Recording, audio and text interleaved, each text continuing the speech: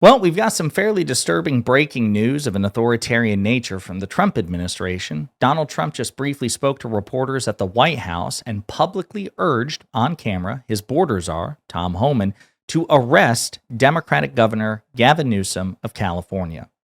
Yeah, but before we unpack all that, if you end up liking this video and you want to support the channel, please be sure to hit the like, subscribe, and alert bells before you go.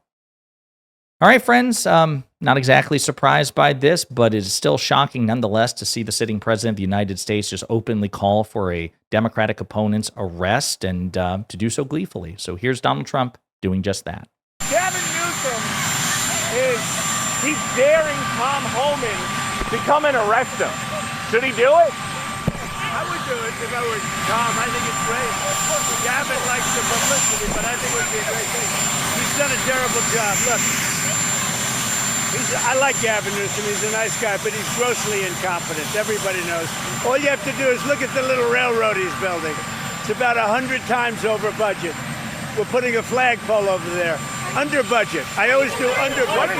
What is your Not exactly sure how putting a flagpole on the White House lawn compares to, an interstate, high-speed rail system, which again has indeed been wildly over budget and terribly mismanaged, and no doubt about it. That's an apples and oranges comparison, number one. Number two, again, shockingly authoritarian, openly authoritarian. Not shocking in the sense that, oh my God, I didn't expect this of Trump, but just jarring in the sense like, yeah, that's a sitting president of the United States publicly calling for the arrest of a Democratic critic and political rival. Why not? And the question is, what will Tom Homan do with that now? And I mean, just imagine if President Biden called for the public arrest of a Republican governor, Greg Abbott of Texas, when Biden was in office. Imagine that. Imagine how people would have responded, not just on the right, but also in the media, in the middle, in the media, and on the left as well, quite frankly. So the double standard being what it is, the open authoritarianism being what it is, let's take a look at Gavin Newsom's original comment responding to Tom Homan's threats that he would arrest officials in California who, in his estimation, impeded federal immigration policy. This was what Gavin Newsom had to say, and this is what Donald Trump responded to. Homan, the border czar, said to me yesterday he did not rule out literally arresting you, nor Mayor Bass, if you interfere in his words. He said you hadn't yet. He's a tough guy. Why doesn't he do that? He knows where to find me. But you know what? Let your hands off 4-year-old girls that are trying to get educated. Let your hands off these poor people who are just trying to live their lives, man. Trying to live their lives, paying their taxes, been here 10 years. The fear, the horror, the hell is this guy? Come after me, arrest me. Let's just get it over with. Tough guy. I don't give a damn. But I care about my community. I care about this community. The hell are they doing? These guys need to grow up. They need to stop. And we need to push back. And I'm sorry to be so clear, but that kind of bloviating is exhausting. So, Tom, arrest me. Let's go. Not exactly sure on what grounds Tom Homan would arrest Governor Newsom. I'm sure they would try to get creative. But again, there you have it. We're going to look at an article by a former Republican, David Frum, in just a second about how this authoritarianism from Trump could be dress rehearsal for more pivotal dates and times down the road. We'll look at that in a second. But on the subject of California and Donald Trump's insanity, Donald Trump tweeted this earlier. He says, "We made a great decision in sending the National Guard to deal with the violent, instigated riots in California. If we had not done so, Los Angeles would have been completely obliterated. The very incompetent governor, Gavin Newsom, and Mayor Karen Bass should be saying, 'Thank you, President Trump. You were so wonderful. We would be nothing without you, sir.' Instead, they chose to lie to the people of California and America by saying that we weren't needed, and look at these peaceful protests. Just one look at the pictures and videos of the violence and destruction tells you all you have to know. We will always do what is needed to keep our citizens safe so we can together make America great again." And it is true that the third day of protests against the ICE immigration raids in California did indeed get more violent, but it's also correlated with the National Guard stepping into the fray against the wishes of local and state leaders like Governor Newsom, like Mayor Bass. LAPD pretty much had it all under control, and we're seeing reports from Los Angeles all across, that particular city and in the outskirts saying, 99% of the of people in LA have no idea that this crap is going on. And by the way, Governor Newsom did condemn, some of the protests which became violence. This is idea that this is like the George Floyd protest 2.0. There is nothing even close to that. And by the way, the vast majority of them were indeed peaceful as well. So it's just Donald Trump lying about the scale and scope of the backlash and ignoring the part that he played in escalating that by, mobilizing, deploying the National Guard, circumventing Governor Newsom in a move that has not been done in 70 years and could potentially be unlawful. I believe the Newsom administration in California is going to be suing the Trump administration, or is in the process of suing them right now on those grounds. So again, Trump's just lying his ass off. This idea, Los Angeles will be just totally destroyed if not for me. Bullshit. No evidence to support it. All the evidence to the contrary. Let's get to the heart of this, though.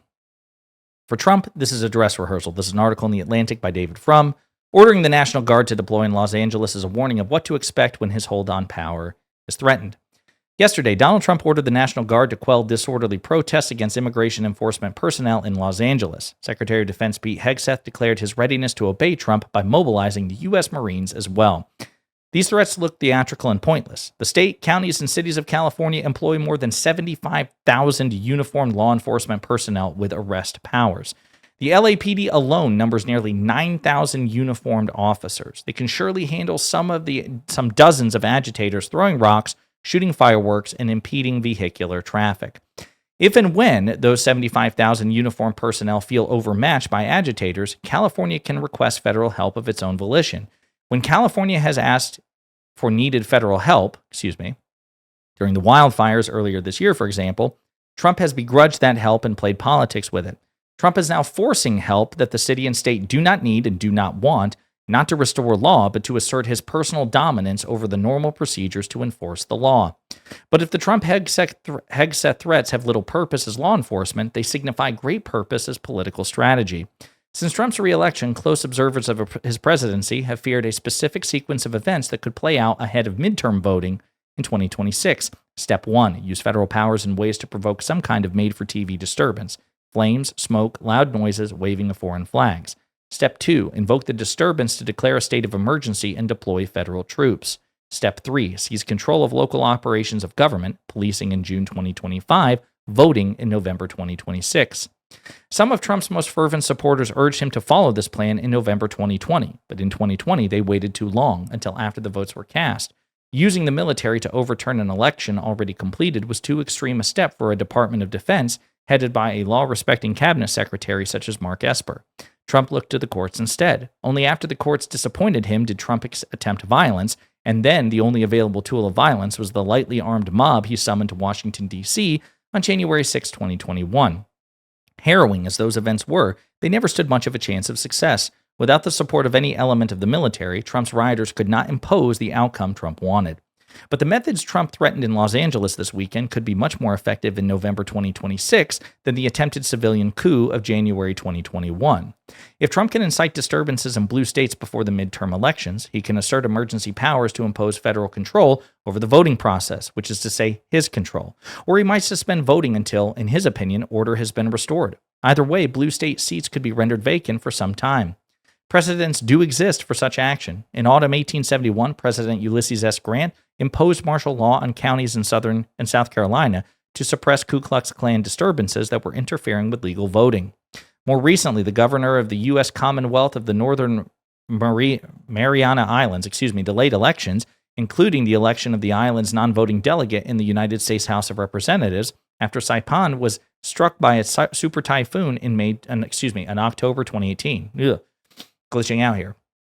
In that same month, Trump himself claimed that a caravan of undocumented immigrants heading north toward the U.S. constituted a national emergency that could justify suspending civil authority and deploying the military in border states. In his first term, Trump repeatedly talked more radically than he acted. He was usually constrained by his own appointees. Chairman of the Joint Chiefs Mark Milley rebuffed Trump's suggestion during the George Floyd unrest that the military shoot protesters, which sufficed to dissuade Trump from upgrading the suggestion into a direct order. But instead of Esper and Milley, the second Trump administration's military is headed by a former talk show host facing troubling allegation of heavy drinking and sexual misconduct. He denies these claims. Hegseth owes everything to Trump. The Department of Homeland Security and Federal Bureau of Investigation are likewise headed by radical partisans with dubious records, abjectly beholden to Trump. This Trump administration is sending masked agents into the streets to seize and detain people, and in some cases sending detainees to a prison in El Salvador without a hearing, on the basis of a 1798 law originally designed to defend the United States against invasion by the Army and Navy of Revolutionary France. The presidency of 2025 has available a wide and messy array of emergency powers, as the legal scholar Elizabeth Goitin has described. Second-term Trump and his new team are avidly using these powers in ways never intended or imagined. Since Trump's return to the presidency in January, many political observers have been puzzled over a seeming paradox.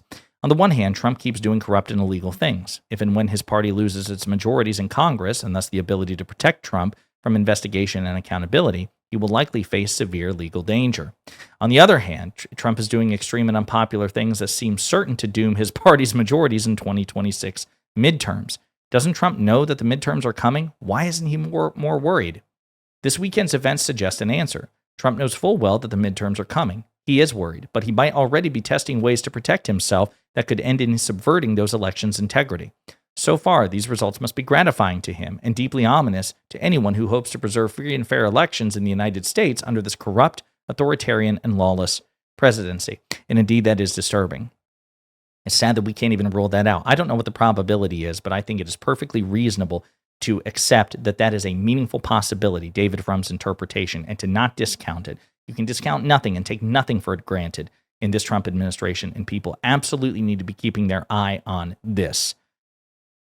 But there you have it. Donald Trump not only engaging in more blatant, aggressive demonstrations of authoritarianism, but publicly calling for his border czar to arrest the Democratic governor of California because he feels like it. That's where we are. In the meantime, let me know what you think in the comments.